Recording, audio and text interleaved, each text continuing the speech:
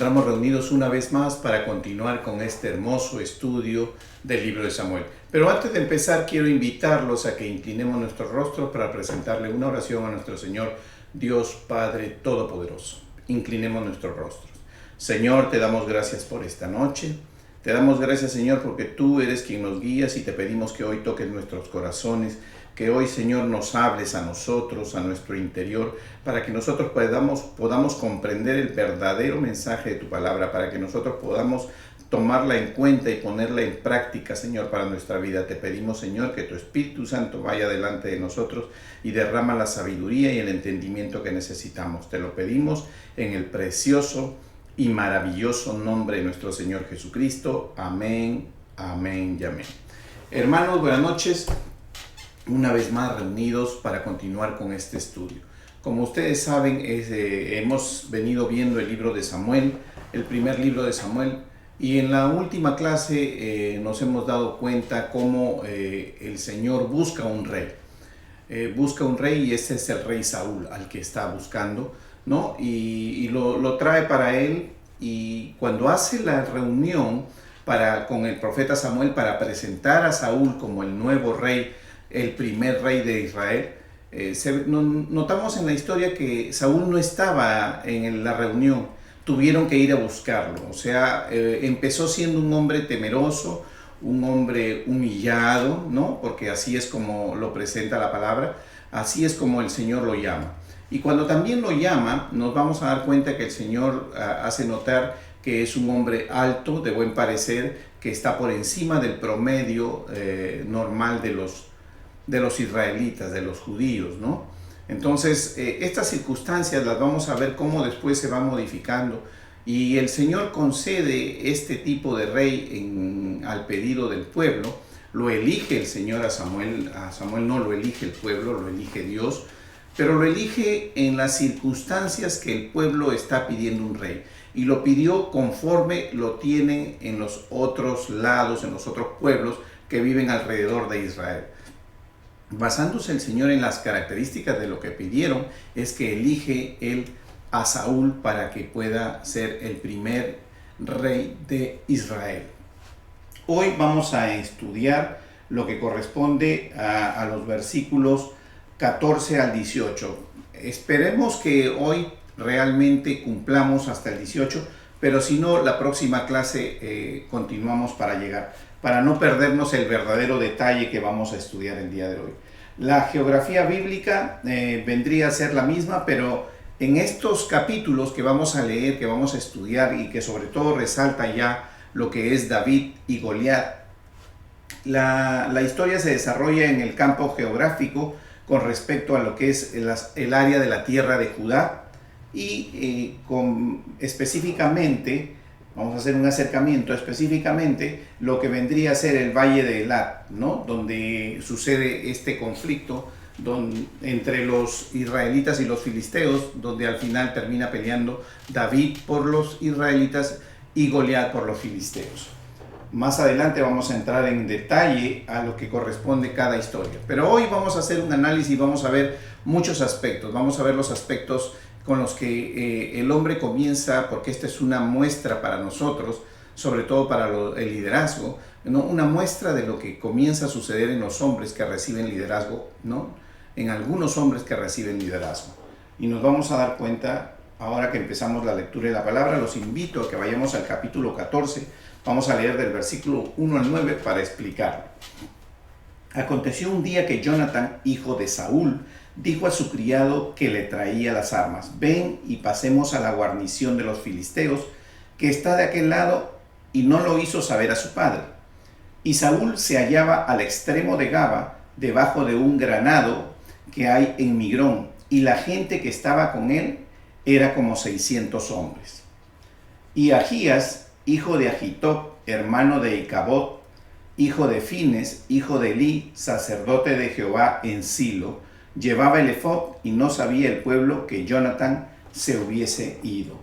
Observen ustedes cómo en estos tres primeros versículos tenemos aquí a un sacerdote que es el que está en ese momento ejerciendo las cosas de Dios, y es el sacerdote Ahías.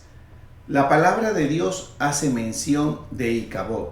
Si ustedes hacen cuenta, hace mención de la genealogía como usualmente se suele hacer, pero siempre se hace la genealogía directa, ¿no? O sea, el padre, ¿no? El padre del abuelo, y es una genealogía directa. Pero en este caso hablamos de Icabod como el hermano de. Entonces, ¿por qué el Señor pone? Porque sabemos que la palabra es inspirada por el Espíritu Santo, y nos preguntamos por qué hace mención de Icabod como un familiar cercano a este sacerdote. Porque, quieras o no, sabemos que Icabod nació en el momento que Elí y sus 2 hijos murieron. Cuando la esposa de Fines se enteró de esto, dio a luz y le puso de nombre a su hijo Icabod. La gloria de Dios se ha perdido, la presencia de Dios se ha perdido. Y entonces ya de aquí nos vamos entrando en un tema y vamos viendo que el contexto que nos está llevando es que Saúl se encuentra rodeado por un sacerdote donde está implicado, donde la gloria de Dios se ha perdido. Recuerden que Saúl ya empezó con la desobediencia cuando estamos viendo cuando vimos en el capítulo 13 que dice, y Saúl gobernó 1 año, y Saúl gobernó 2 años, y comienza él a no seguir las instrucciones de Dios. Y nos vamos a dar cuenta cómo después, cuando seguimos leyendo, nos damos cuenta que Dios le dice que lo ha desechado. Y no solo lo ha desechado, sino que lo deja aún seguir, pero cuando vemos que él continúa con su situación, Dios ya decide en ese momento apartarse totalmente de él, ¿no? ¿Por qué? Porque decide nombrar un nuevo rey y dice, conforme a mi corazón. Vamos a ir leyendo para seguir conociendo lo que dice la palabra. Por lo menos ahora ya hemos entrado en vista de cómo este sacerdote, ¿no?, era hermano de Icabod. Y entre los desfiladeros por donde Jonatán procuraba pasar a la guarnición de los filisteos había un peñasco agudo de un lado y de otro lado, y uno se llamaba Boses y el otro Sene. Y uno de los peñascos estaba situado al norte hacia Midman y el otro hacia el sur hacia Gaba. Dijo pues Jonatán a su paje de armas, ven, pasemos a la guarnición de estos incursisos, quizás haga algo Jehová por nosotros, pues no es difícil para Jehová salvar con muchos o con pocos. Y su paje de armas le respondió, haz todo lo que tienes en tu corazón, ve pues aquí, estoy contigo a tu voluntad. Dijo entonces Jonatán, vamos a pasar a esos hombres y nos mostraremos a ellos. Si nos dijeren así, esperad hasta que lleguemos a vosotros, entonces nos estaremos en nuestro lugar y no subiremos a ellos. Observen que cuando dice en el versículo 4, 5, describe el lugar. Quiero ser más sencillo para entender el lugar. ¿En qué posición se encontraba Jonatán, el hijo del rey Saúl, y su escudero o su sirviente, ¿no? Puede usarse la palabra sirviente o escudero que lo acompañaba a él. Se encontraba en un callejón donde había 2 muros de roca. Eso era básicamente. Entonces, cuando ellos deciden pelear con los filisteos, ellos están beneficiados por la geografía que los rodea. Pónganse a pensar, es un callejón donde hay 2 hombres. Es imposible en un callejón donde solo entran 2 o 4 hombres, es imposible que tú puedas poner 100 o 200 hombres para perseguirlos. ¿Qué quiere decir esto? Que cuando ellos trataron de atacar a los filisteos, siempre iban a enfrentar o 2 o 3 o 4 hombres, no podían ser más. ¿Por qué? Porque era un callejón cerrado, angosto, que no permitía que haya una formación larga donde puedan ellos avanzar. Entonces, así nos vamos formando la idea geográfica, la figura de cómo se desarrolló este pequeño campo de batalla donde fue una gran victoria para Jonatán. Seguimos. Versículo 10. Mas si nos dijeren así, subid a nosotros, entonces subiremos, porque Jehová los ha entregado en nuestra mano, y esto nos será por señal. Se mostraron pues ambos a la guarnición de los filisteos, y los filisteos dijeron, he aquí los hebreos que salen de las cavernas donde se habían escondido. Y los hombres de la guarnición respondieron a Jonatán y a su paje de armas, Dijeron: subid a nosotros y os haremos saber una cosa. Entonces Jonatán dijo a su paje de armas: sube tras mí, porque Jehová los ha entregado en manos de Israel. Observen ustedes cómo le dice: sube tras mí. ¿Por qué? ¿Por qué no dice caminemos juntos? ¿Por qué? Porque estamos hablando de un lugar muy angosto. De repente solo podían pasar 2 personas o 1 persona por el lugar. Y subió Jonatán trepando con sus manos y sus pies tras él su paje de armas. Y a los que caían delante de Jonatán, su paje de armas que iba tras él los mataba. Y fue esta primera matanza que hicieron Jonatán y su paje de armas, como 20 hombres en el espacio de una media yugada de tierra. Y hubo pánico en el campamento y por el campamento, y entre toda la gente de la guarnición y los que habían ido a merodear. También ellos tuvieron pánico y la tierra tembló. Hubo pues gran consternación. Y los centinelas de Saúl vieron desde Gaba de Benjamín cómo la multitud estaba turbada, e iba de un lado a otro y era deshecha. Entonces Saúl dijo al pueblo que estaba con él: pasad ahora revista y ved quién se haya ido. Seguimos. Versículo 18. Y Saúl dijo a Ahías, el sacerdote, el sumo sacerdote, el que tenía en posesión lo que era el arca del pacto en ese entonces: trae el arca de Dios, porque el arca de Dios estaba entonces con los hijos de Israel. Recuerden que había sido ya recuperada. Pero aconteció que mientras aún hablaba Saúl con el sacerdote, el alboroto que había en el campamento de los filisteos aumentaba e iba creciendo en gran manera. Entonces dijo Saúl al sacerdote: detén tu mano. Observen ustedes cómo en estos pequeños versículos vemos que Saúl ya está tratando por segunda vez usar el arca. Se está tratando de usar el arca como si fuera un amuleto. En realidad no está siguiendo lo que Dios pide para que la presencia de Dios se manifieste en favor de ellos. En la primera vez que se trae el arca y se estudió que se tiembla la tierra y todos los israelitas se alegran, en lugar de haber una batalla donde hubo una victoria, hubo una batalla donde hubo una muerte mayoritaria, una muerte abrumadora por parte de los israelitas.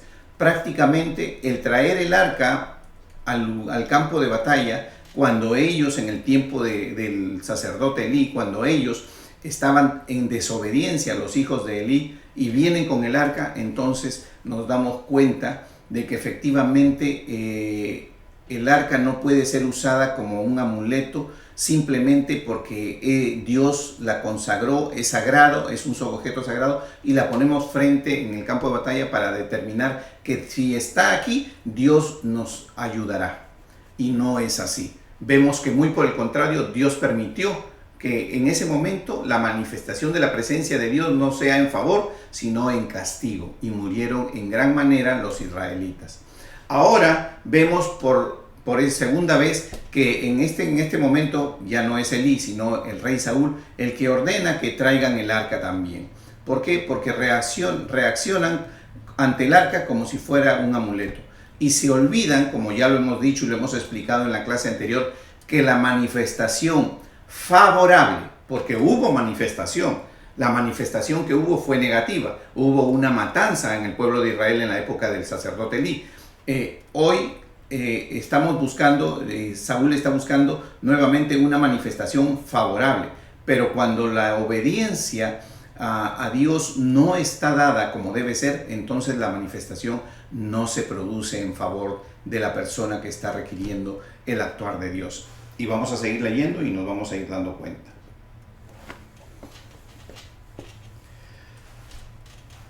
Y dice, ¿no? Versículo 20.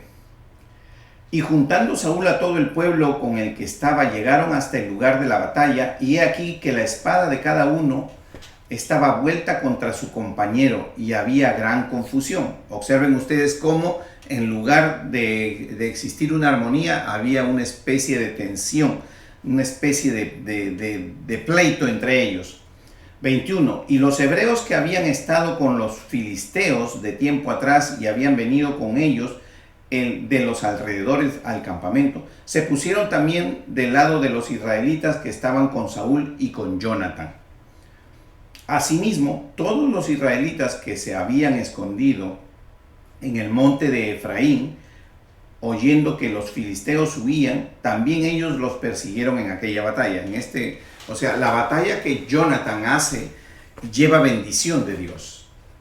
Recuerden que tenemos a Jonatán como un personaje cumplidor, un personaje que realmente expresó su amor al prójimo cuando hizo este pacto con David, que más adelante lo vamos a ver. Asimismo, todos los israelitas que se habían escondido en el monte, oyendo que los filisteos huían, también ellos los persiguieron en aquella batalla. Versículo 23. Así salvó Jehová a Israel aquel día y llegó la batalla hasta Bet-Aven. Observen que en esta batalla que hizo Jonatán y su escudero no intervino el arca del pacto de Dios. Ellos fueron y pidieron una señal a Dios para que si Dios estaba con ellos, entonces suceda lo que ya hemos leído, los filisteos tengan que pedirles que vengan hacia ellos. Y así es como sucede, y Dios le entrega a los filisteos a Jonatán, y Jonatán con su escudero producen esta matanza en los filisteos. Pero el arca del pacto no intervino, y sabemos que Jonatán es la parte obediente, es la parte de discernimiento correcta en lo que corresponde al reino de Saúl. Seguimos. Versículo 24. Pero los hombres de Israel fueron puestos en apuro aquel día, porque Saúl había juramentado al pueblo diciendo: cualquiera que coma pan antes de caer la noche, antes de que haya tomado venganza de mis enemigos, sea maldito, y todo el pueblo no había probado pan. Observen ustedes este versículo 24. La incoherencia y la falta de sabiduría que había en Saúl. ¿Cómo puede ser posible que tú, para llevar a tus soldados a la batalla, en lugar de tenerlos bien alimentados, de tenerlos bien descansados para que inicien la batalla de esa manera, los pones en ayuno, les prohíbes que coman, los mandas a pelear con hambre, tal vez debilitados por la falta de alimento? No era sabio tomar una decisión. Él hizo algo que Dios no le pidió. Y vemos que en la referencia que él hace de prohibir que se coma alimento, es una manera de hacerlo sin tener una dedicación exclusiva al porqué de Dios. Dios no le habló, Dios no le ordenó que eso se hiciera. Y vemos durante toda la historia que siempre cuando Dios ha actuado con el pueblo, le ha manifestado la manera en que debe comportarse, cómo debe pelear. La estrategia de las guerras las diseñaba Dios. Entonces, ¿qué le correspondía a Saúl? A Saúl le correspondía consultar a Dios si esto era aceptado, era válido. ¿Para qué? Para poder ejercitarlo, para que Dios dé su bendición favorable a favor del pueblo. Pero como sabemos, la conducta de Saúl se vino distorsionando desde que empezó como rey. Empezó asustado, humillado, no incluido en el grupo, fue mandado a buscar para que fuera presentado como rey, pero ahora lo vemos a él con un poco más de orgullo y comienza el hombre a deteriorarse en lo que es su situación personal ante Dios. Continuamos.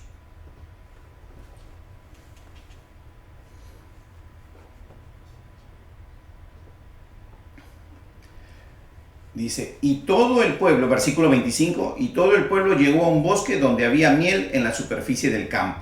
Ya sabemos que en el 24 es donde Saúl ordena que nadie coma, cuando están a puertas de una batalla. Versículo 26, entró pues el pueblo en el bosque, y he aquí que la miel corría, pero no hubo quien hiciera llegar a su mano su boca, porque el pueblo temía el juramento que habían hecho ante Saúl. Pero Jonatán no había oído cuando su padre había juramentado al pueblo, y alargó la punta de una vara que traía en su mano, y la mojó en un panel de miel, y llevó su mano a la boca y fueron aclarados sus ojos. ¿Qué es lo que quiere decir con aclarados sus ojos? O sea, fue realmente revitalizado él, ¿no? Porque habían estado en una batalla, estaban cansados, necesitaba revitalizarse, como toda persona que después de haber hecho un trabajo, un ejercicio, y eran duros en esos tiempos haber escalado, haber estado por estos lugares y haber mantenido una pelea con los filisteos. Versículo 28, y tenemos aquí que Jonathan no pecó ni contra los hombres ni contra Dios, porque en su corazón él no tenía el conocimiento de esta disposición. Versículo 28, entonces habló uno del pueblo diciendo, tu padre ha hecho jurar solemnemente al pueblo diciendo, maldito sea el hombre que tome hoy alimento, y el pueblo desfallecía. Observen cómo realmente fue totalmente desatinado, porque ni siquiera se menciona que esto era para que el favor de Dios sea derramado sobre el pueblo y la batalla sea favorable. En ningún momento. Él lo que hace, comienza a crear un ego y de una u otra manera controla al pueblo mediante un juramento indebido.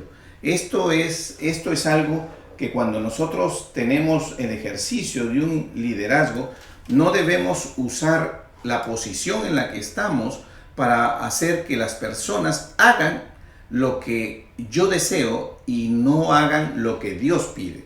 Porque Saúl estaba mandado a hacer lo que Dios pide y no mandado a hacer lo que él desea. Y aquí vemos que el deseo de él fue hacer eso. ¿Para qué? Para ejercer dominio y manejo sobre el grupo o el pueblo que lo tenía en ese momento. Continuamos. Versículo 28. Entonces habló uno del pueblo diciendo, tu padre ha hecho jurar solemnemente al pueblo diciendo, maldito sea el hombre que tome hoy alimento, y el pueblo desfallecía. Como decimos, yendo a una batalla desfallecía. Respondió Jonathan, mi padre ha turbado el país. No dice Dios, mi padre ha turbado el país. Ved ahora cómo han sido aclarados mis ojos por haber gustado un poco de esta miel. Miren ustedes cómo yo he sido revitalizado, les está diciendo. Me siento con energía nuevamente. ¿Para qué? Por haber probado esta miel. ¿Cuánto más si el pueblo hubiera comido libremente hoy el botín tomado de sus enemigos? ¿No se habría hecho ahora mayor estrago entre los filisteos? ¿No hubiéramos sido más fuertes? ¿No hubiéramos podido vencer mejor? ¿No hubiéramos podido ganar más en la batalla, tener un botín más grande si hubiéramos tenido más fuerzas? Y obviamente estamos hablando que Jonathan sí está caminando con la bendición de Dios desde el momento que Dios le entregó a estos filisteos en sus manos. Y dice, versículo 31, e hirieron aquel día a los filisteos desde Mitma hasta Jalón, pero el pueblo estaba muy cansado. O sea, el pueblo se puso en riesgo. ¿Por qué? Porque realmente se levantó un juramento que Dios no pidió. Y se lanzó el pueblo sobre el botín, y tomaron ovejas y vacas y becerros y los degollaron en el suelo, y el pueblo los comió con sangre. Aquí sí vemos que ante las circunstancias en las que sucede, Dios tiene, según la ley que escrita en Levíticos, la ley de Dios, la ley de Moisés, ellos no deben comer sangre. Sin embargo, acá vemos que sí el pueblo incurrió en una falta, en una desobediencia, cuando dice y comió con sangre. Y le dieron aviso a Saúl diciendo, el pueblo peca contra Jehová, comiendo la carne con la sangre. Y él dijo, vosotros habéis prevaricado, rodadme ahora acá una piedra grande. ¿Se dan cuenta? Y Saúl ahora dice, seguimos versículo 34, además dijo Saúl, esparcíos por el pueblo y decidles que me traigan cada uno su vaca y cada uno cual su oveja, y degolladlas aquí y comed, y no pequéis contra Jehová comiendo la carne con la sangre. Y lo trajo todo el pueblo, cada cual por su mano, su vaca aquella noche, y los degollaron ahí. En ese sentido, Saúl no evitó que el pueblo continuara con esto. Y edificó Saúl altar a Jehová, y este altar fue el primero que edificó a Jehová. Este es el primer altar que Saúl hace a Jehová. Y dijo Saúl, descendamos de noche contra los filisteos y los saquearemos hasta la mañana, y no dejaremos de ellos ninguno. Y ellos dijeron, haz lo que bien te pareciere. Dijo luego el sacerdote, acerquémonos aquí a Dios. Y Saúl consultó a Dios, descenderé tras los filisteos, los entregarás en manos de Israel. Mas Jehová no le dio respuesta aquel día.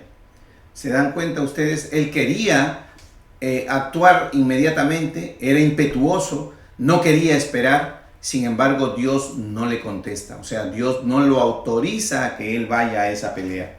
Entonces, en versículo 38 dice, entonces dijo Saúl, venid acá todos los principales del pueblo y sabed y ved en qué ha consistido este pecado hoy. ¿Y por qué? Porque sabíamos que el pueblo había pecado.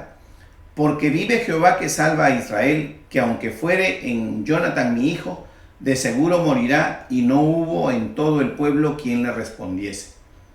Y dijo luego a todo Israel, vosotros estaréis a un lado, y yo y Jonatán mi hijo estaremos al otro lado. Y el pueblo respondió a Saúl, haz lo que bien te pareciere. Entonces dijo Saúl a Jehová, Dios de Israel, da suerte perfecta. Y la suerte cayó sobre Jonatán y Saúl, y el pueblo salió libre. Y Saúl dijo, echad suertes entre mí y Jonatán mi hijo, y la suerte cayó sobre Jonatán. Recuerden que Jonatán, ante el juramento del padre como autoridad, porque es la autoridad nombrada por Dios, había incurrido en una violación a la falta de alimento que no tenían que comer. Pero sabemos que de una u otra manera Dios estuvo con Jonatán.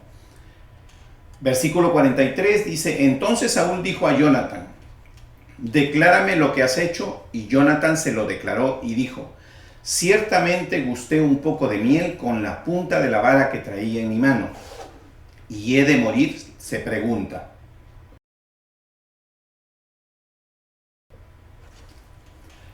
Y Saúl respondió, así me haga Dios y aún me añada, que sin duda morirás, Jonatán. Entonces el pueblo dijo a Saúl, ¿ha de morir Jonatán, en el que ha hecho esta grande salvación en Israel? ¿No será así? ¿Se dan cuenta ustedes? El pueblo interviene, el pueblo habla a favor de Jonatán. ¿No será así? Vive Jehová que no ha de caer un cabello de su cabeza en tierra, pues que ha actuado hoy con Dios. Así el pueblo libró de morir a Jonatán. Y Saúl dejó de seguir a los filisteos, y los filisteos se fueron a su lugar. ¿Por qué? ¿Por qué realmente el pueblo intervino? ¿Por qué Dios movió el corazón del pueblo? Dios movió el corazón del pueblo porque en el mismo versículo que leemos dice, no será así, vive Jehová, que no ha de caer un cabello de su cabeza en tierra, pues ha actuado hoy con Dios. Porque él estuvo caminando conforme a Dios, él pidió una señal a Dios, él no hizo nada sin consultar a Dios, y por eso Dios lo amparó y lo protegió. Y porque el juramento que hizo Saúl no fue en favor de Dios, ni se lo pidió Dios, sino lo hizo por él mismo. Versículo 47. Después de haber tomado posesión del reinado de Israel, Saúl hizo guerra a todos sus enemigos en derredor. Aquí vemos cómo va avanzando el tiempo ya. Contra Moab, contra los hijos de Amón, contra Edom, contra los reyes de Soba, contra los filisteos, y a donde quiera que se volvía era vencedor. Y reunió un ejército y derrotó a Amalek. Y libró a Israel de mano de los que lo saqueaban. Y los hijos de Saúl fueron Jonatán, Isui, Malquisúa, y los nombres de sus dos hijas eran el de la mayor Merab y el de la menor Mical. Y el nombre de la mujer de Saúl era Ahinoam, hija de Ahimás.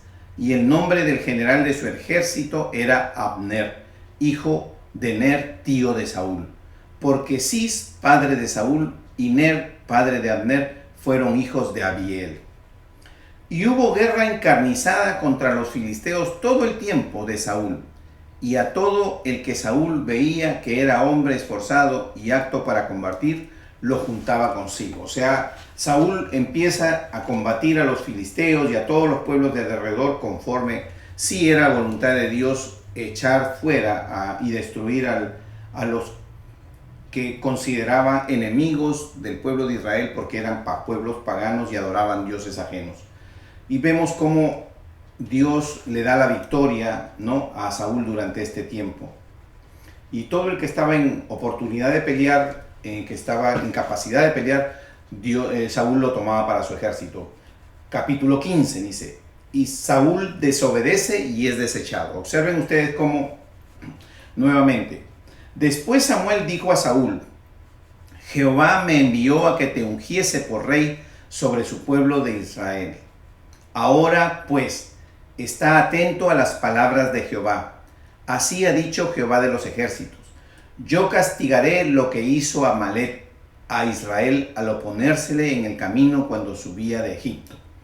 Ve pues y hiere a Amalec y destruye todo lo que tiene. No te apiades de él. Mata a hombres, mujeres, niños y aún los de pecho, vacas, ovejas, camellos y asnos. Esta parte de la historia es realmente una parte dura, ¿no? Nosotros podemos observar cómo Dios manda a Saúl a destruir este pueblo y le ordena que la destrucción sea total, ¿no?, que mate a todos. Por eso habla y menciona la palabra desde los hombres hasta los niños de pecho. Los animales estaban incluidos en esta matanza. ¿Por qué Dios manda a hacer esto? Dios manda a hacer esto porque ellos son el símbolo del pecado. Ellos realmente no reconocen la autoridad de Dios, no reconocen al Dios de Israel como el Dios todopoderoso. Ellos adoran a dioses paganos. Ellos siguen y hacen sacrificios que no agrada a Dios, sacrificios humanos. Por eso es que Dios los manda a castigar. Y toma también como referencia que es uno de los pueblos que se opuso a darle el pase cuando eran conducidos por Moisés hacia la tierra prometida. Y así es como nos vamos dando cuenta que Dios, que es un Dios misericordioso, un Dios que lento para la ira, no necesariamente también es un Dios todopoderoso y es un Dios autónomo, es un Dios soberano, es un Dios que decide a quién le da la misericordia y a quién no. Nosotros no podemos poner a Dios dentro de la ley de Dios. Dios está por fuera, ni podemos a Dios sujetarlos a ciertas circunstancias. La soberanía de Dios va por encima de las cosas del hombre y Dios busca que nosotros seamos salvos en nuestra alma. Por eso vamos a ver muchas cosas a partir de ahora, que cómo la historia se va desarrollando. Y Dios en este momento está mostrando a nosotros cómo Dios rechaza y castiga el pecado, porque este pueblo vivía en constante pecado. Seguimos explicando.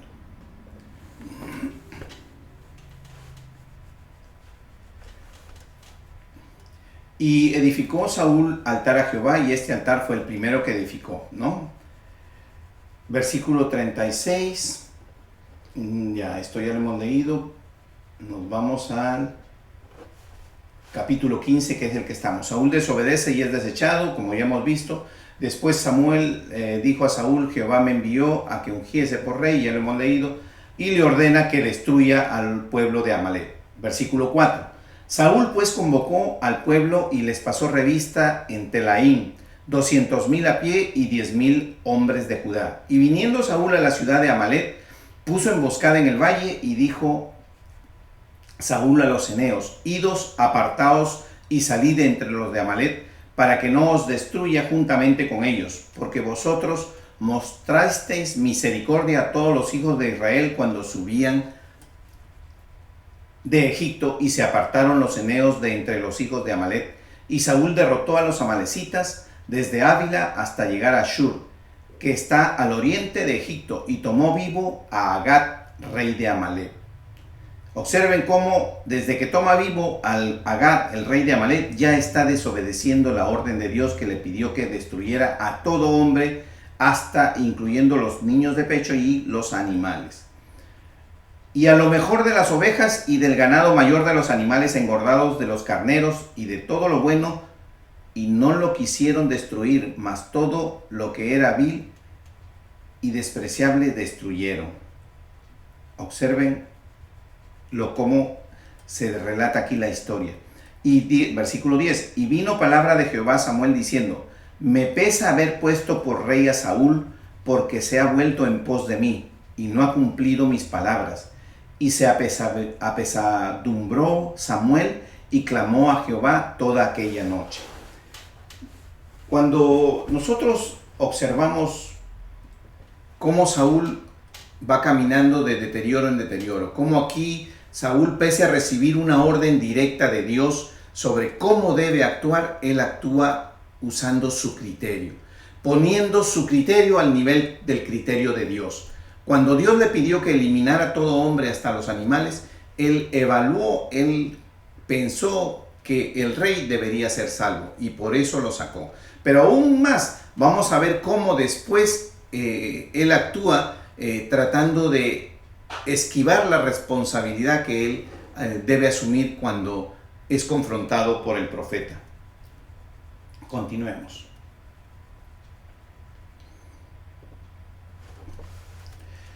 Versículo 12. Madrugó luego Samuel para ir a encontrar a Saúl por la mañana, y fue dado aviso a Samuel diciendo: Saúl ha venido a Carmel, y he aquí se levantó un monumento y dio vuelta y pasó adelante y descendió a Gilgal.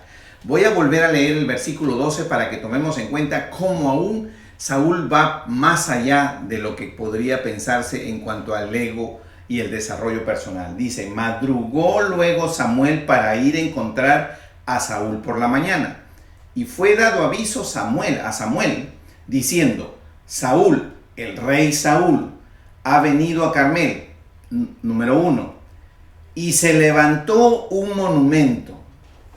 Observen ustedes cómo en este versículo 12 vemos que Saúl llega y se levanta un monumento. ¿Cómo nosotros podemos levantarnos un monumento personal de cada uno? Esto nos muestra a nosotros cómo Saúl va deteriorándose cada vez más.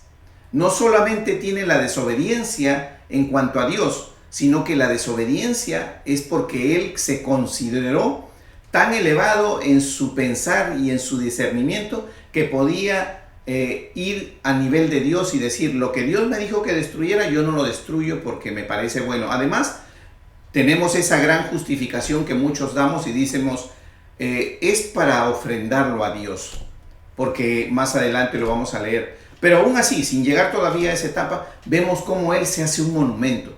¿Qué hombre se hace un monumento? Lo estudiamos, lo vimos en Daniel, quien se hizo una estatua. Un monumento es una estatua, es una cosa representativa de uno mismo. Y no debemos darnos la gloria a nosotros. Por eso que muchas veces nos vamos a dar cuenta que en nuestras iglesias, a veces los que traen de una manera u otra, o una profecía, o dan o hablan de una sanidad, a veces por querer exaltarse ellos mismos, es que tratan de hacer ver que realmente existe una sanidad y quieren exaltar la sanidad, no para dar la gloria a Dios, sino para que reconozcan que yo tengo el don de la sanidad. Y muchas veces, muchísimas veces no lo es. ¿Por qué? Porque no hemos comprobado como debe ser, como una línea. No sabemos que una enfermedad que ha sido diagnosticada, si realmente hubo una sanidad, pues debemos traer un diagnóstico que nos respalde para no estar dando un falso testimonio y damos de esa manera tener una falsa credibilidad, porque eso deteriora las cosas de Dios. Cuando Dios realmente da una sanidad, es porque la da y la podemos comprobar, porque lo que Dios hace es para testimonio. Y en este caso, como vemos aquí, Saúl se hace y crea su propia estatua. Su ego fue tan grande que creó su propia estatua. Seguimos leyendo para darnos cuenta cómo realmente Saúl comienza a actuar con relación a todo esto.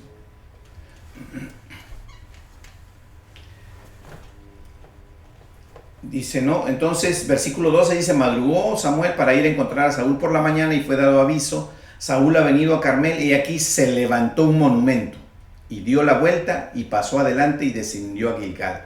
Observen ustedes cuál es la actitud de Samuel. Conozcamos realmente cuál es la actitud de Samuel y la de muchos líderes que cuando comienzan a ejercitar, comienzan con este espíritu de Saúl. Vino pues Samuel a Saúl, y Saúl le dijo: bendito seas tú de Jehová, yo he cumplido la palabra de Jehová. Observen ustedes cómo él puede manifestar que él, al profeta, que él ha cumplido la palabra. ¿Por qué? Porque sometió la palabra a su criterio personal. Y en su criterio personal, que es un criterio equivocado, porque no está siguiendo la obediencia estricta a la palabra de Dios, entonces él se autoconvence de que él ha cumplido las cosas de Dios. Samuel entonces dijo: pues qué balido de ovejas y bramido de vacas es este que yo oigo con mis oídos. Y Saúl respondió: de Amalec los han traído, porque el pueblo perdonó lo mejor de las ovejas y de las vacas para sacrificarlas a Jehová tu Dios, pero lo demás los destruimos. Observen ustedes, en este versículo 15, y lo voy a volver a leer y lo voy a explicar, vamos a entender cómo la posición de este rey a la confrontación del profeta es su reacción. Versículo 15, y Saúl respondió: de Amalec los han traído, porque el pueblo, o sea, no él, observen, el pueblo, la responsabilidad no era sobre el pueblo, la orden se le dio al rey. Sin embargo, él dice: porque el pueblo perdonó lo mejor de las ovejas y de las vacas para sacrificarlas a Jehová tu Dios. O sea, se quiere lavar las manos y exonerarse de la responsabilidad, corriéndola al pueblo, ¿no? Ya sabemos que esto es algo natural, que las personas cuando se ven confrontadas tratan de evadir su responsabilidad, ¿no? Como cuando Adán fue confrontado por Dios, que le dijo, ¿no? ¿Por qué comiste? Dice: la mujer que me diste.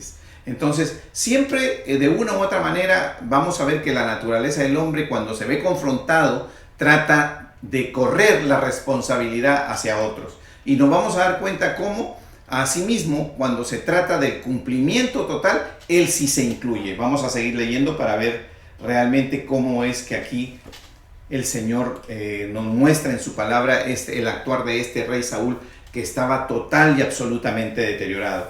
Muchos líderes se paran al frente y le echan la culpa al pueblo del pecado, y ellos se consideran santos. ¿Por qué? Porque creen que solo el pueblo puede pecar, y no es así, ¿no? Y vemos aquí: y Saúl respondió: de Amalec los han traído, porque el pueblo perdonó lo mejor de las ovejas y de las vacas para sacrificarlas a Jehová tu Dios. Pero lo demás lo destruimos. Observen, lo demás lo destruimos. O sea, para la destrucción, para el cumplimiento y la obediencia me incluyo. Ahí sí, lo demás lo destruimos. Cuando sale bien, lo hicimos. Cuando sale mal, lo hiciste. ¿Se dan cuenta ustedes esa manera en la que él reacciona?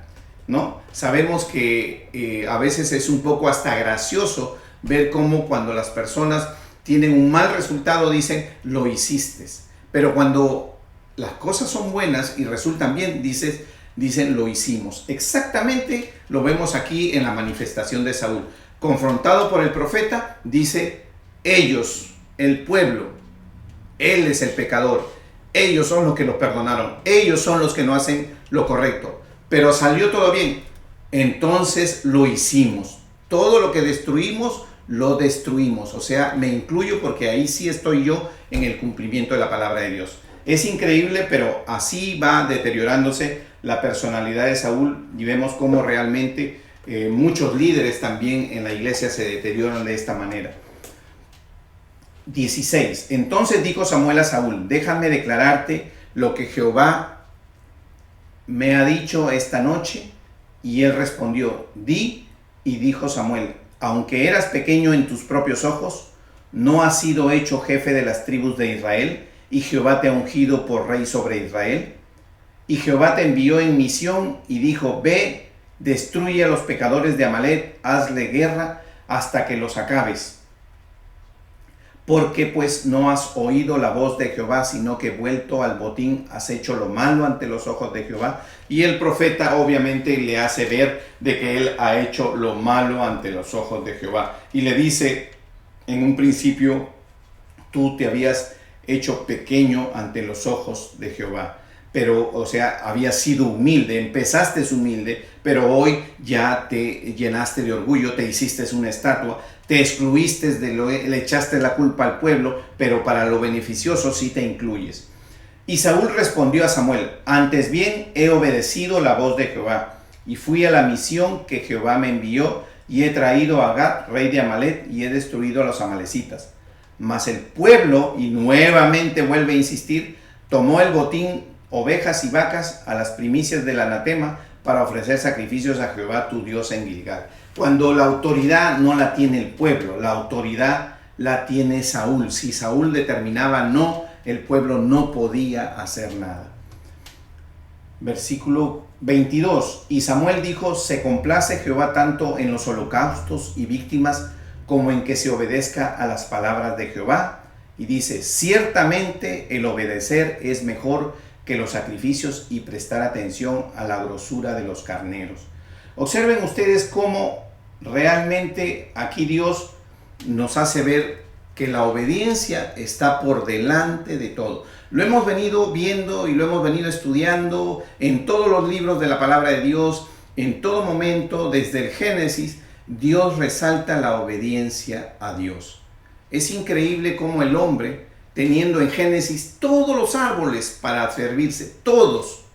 No es que fue puesto en un jardín de Edén donde le dijeron: todos los árboles son pecado, solo uno puedes comer. No, le dijeron: todos los árboles son para comer y solo uno no comerás, el árbol del bien y del mal. De ese es el único que no comerás. Y le dio todas las opciones. No le dijo: el mundo en el que vives está totalmente es pecado, tú solamente tienes que sujetarte a uno. No, es al revés. Le dio todo para que disfrute y le dijo: de esto no tomarás, del pecado, todo lo que es pecado no tomarás, todo lo demás puedes hacer, de todo lo demás puedes comer, pero del pecado no puedes comer. Algo tan simple y tan sencillo, pero tan duro y tan complicado para el hombre, porque el espíritu, la carne, como dice, la carne que no es básicamente la carne física, sino los deseos carnales, ¿no? Que son los deseos del pecado, que es el que trata y domina a la conducta de este hombre y lo lleva a cometer. Continuamos.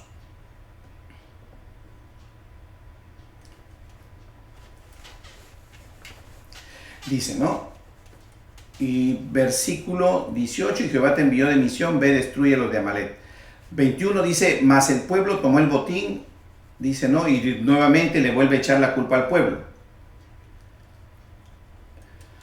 Y dice 22: y Samuel se complace, y ya dice Dios: ciertamente el obedecer es mejor que los sacrificios y el prestar atención que la grosura de los carneros. Ya sabemos que la obediencia es lo primero para Dios. Dios no necesita ni sacrificios, ni carne, ni sangre. No necesita grosura, no necesita grasa que sea. Eso no es lo que Dios pide. Lo principal que Dios pide es la obediencia. Porque como pecado de adivinación es la rebelión, o sea, no obedecer. Es como pecado de adivinación. Y como ídolos e idolatría, la de obstinación, por cuanto tú desechaste la palabra de Dios, de Jehová, Él también te ha desechado.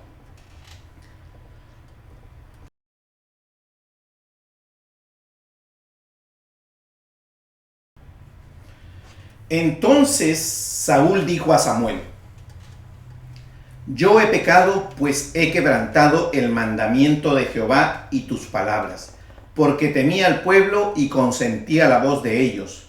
Perdona pues ahora mi pecado y vuelve conmigo para que adore a Jehová. Observen ustedes lo ligero que toma él las cosas. En el versículo 24 él dice: entonces Saúl dijo a Samuel: yo he pecado, pues he quebrantado el mandamiento de Jehová y tus palabras, porque temí al pueblo y consentí la voz de ellos. Perdona pues ahora mi pecado y vuelve conmigo para que adore a Jehová. O sea, él no está manifestando un arrepentimiento. Él no está diciendo: oh, entonces pídele a Dios que me perdone. Perdona mi pecado, le dice a Samuel. No le dice: intercede por mí ante Dios, que yo cumpliré las cosas que Dios me ha mandado. No, le dice: entonces perdona mi pecado y vamos, acompáñame. Como que es una cosa muy ligera lo que él hizo. Y sabemos que no es así. Dios pide que haya un quebrantamiento de nuestro corazón, un regresar a la buena actitud, a reparar el daño que se hizo. No, él no dice, tráiganme al rey de Amalek y lo voy a matar yo personalmente. No hace eso. Muy por el contrario, él dice, perdona mi pecado y continuemos. Y no trata de resarcir el pecado que él ha cometido. Seguimos. Versículo 24, entonces vemos ahí que en el 24 y el 25 como él toma muy a la ligera el pecado y no trata él de volver y resarcir ese pecado y pedir que Dios lo perdone. Y Samuel respondió a Saúl, no volveré contigo porque desechaste la palabra de Jehová. Y Jehová te ha desechado para que no seas rey sobre Israel. Observen ustedes, ¿por qué? Porque tras haber pecado, no trató de resarcirse, no trató de matar al rey de Amalek, trató de decir, como estemos, así estamos. Bueno, ya sucedió, sigamos para adelante. No repondremos, no quiso reponer el mal que él había hecho, ir y matar todos esos animales y matar al rey de Amalek. Sin embargo, por eso aquí en el 26 ya Dios le dice directamente a él que lo ha desechado como rey. 27, y volviéndose Samuel para irse, él se asió de la punta de su manto y éste se rasgó. Entonces Samuel le dijo, Jehová ha rasgado hoy de ti el reino de Israel y lo ha dado a un prójimo tuyo mejor que tú. Además, el que es la gloria de Israel no mentirá ni se arrepentirá, porque no es hombre para que se arrepienta. Cuando hablamos de que Dios no es hombre para que se arrepienta, ni para que mienta, cuando tenemos este dicho que dice la palabra de Dios que no miente ni se arrepiente, él está hablando específicamente del arrepentimiento de pecado, porque Dios no peca. No tomemos esto como que a veces usamos la palabra de arrepentirnos como de una acción que hemos hecho y no de pecado. Cuando la palabra habla de que Dios no miente ni se arrepiente, es porque Él no miente, porque no comete pecado de mentira. Él no habla, sus palabras no son mentiras, son verdad. Y Él no tiene que arrepentirse porque Él no peca. Dios no peca. Seguimos. Y él dijo, yo he pecado, pero te ruego que me honres delante de los ancianos de mi pueblo y delante de Israel y vuelvas conmigo para que adore a Jehová tu Dios. O sea, ha pecado y en lugar de afrontar su vergüenza, él le pide que lo honre delante de los ancianos. O sea, sigue pensando en él. Saúl en ningún momento de toda la historia que estamos analizando nunca dejó de pensar en él. El ego lo dominó, el ego lo tomó, el discernimiento lo abandonó. Dios lo dice bien claro la palabra, que quien no camina con obediencia a Dios, el discernimiento lo pierde, es tapada su visión y ya no tiene esa sabiduría que él necesita. Seguimos. ¿No? Entonces dice, yo he pecado, pero te ruego que me honres delante de los ancianos de mi pueblo y delante de Israel y vuelvas conmigo para que adore a Jehová tu Dios. Versículo 15, y aquí vamos a terminar la clase con este capítulo y en la siguiente llegaremos al 16, 17 y 18, que por el tiempo ya no vamos a poder continuar. Dice, versículo 31, dice, y volvió Samuel tras Saúl y adoró Saúl a Jehová. Después dijo Samuel, traedme a Agag, rey de Amalek, y Agag vino a él alegremente, y dijo a Agag, ciertamente ya pasó la amargura de la muerte. Y Samuel dijo, como tu espada dejó a las mujeres sin hijos, así tu madre será sin hijo entre las mujeres. Entonces Samuel cortó en pedazos a Agag delante de Jehová en Gilgal. Y se fue luego Samuel a Ramá, y Saúl subió a su casa en Gabá de Saúl. Y nunca después vio Samuel a Saúl en toda su vida. O sea, después de este evento, Samuel ya no vuelve a tener contacto con Saúl, porque ya le había dado toda la comunicación que había recibido de Dios por parte de él, que lo había desechado de rey. Y Samuel lloraba a Saúl, y Jehová se arrepentía de haber puesto a Saúl por rey sobre Israel. Esto nos muestra que nosotros que aún vemos aquí cómo Samuel, pese a que ya había recibido la palabra de Dios, que lo había desechado, aún él seguía llorando, o sea, seguía intercediendo por Saúl. Pero ya más adelante, en la próxima clase que nos vamos a seguir el próximo martes a las 8:30 de la noche, vamos a ver cómo realmente Dios confronta a Samuel con relación a esta situación de Saúl. Hemos visto hoy, no hemos podido avanzar más, lo vamos a quedar ahí, pero hemos podido ver en detalle cómo realmente la personalidad de Saúl va en deterioro continuo. Como un hombre que empezó, como le dice la palabra, de ojos pequeños, o sea, humilde, terminó haciéndose un monumento personal. Terminó diciendo, no te preocupes, perdóname y sígueme. No, en ningún momento dijo, voy a matar al rey de Agag con cumplimiento de la palabra de Dios. Pídele a Dios, intercede por mí para que mi pecado. No, en ningún momento. Él simplemente toma esto muy a la ligera y por último termina pidiéndole que lo honre en público, o sea, que no lo presente como un hombre que quebrantó la ley de Dios.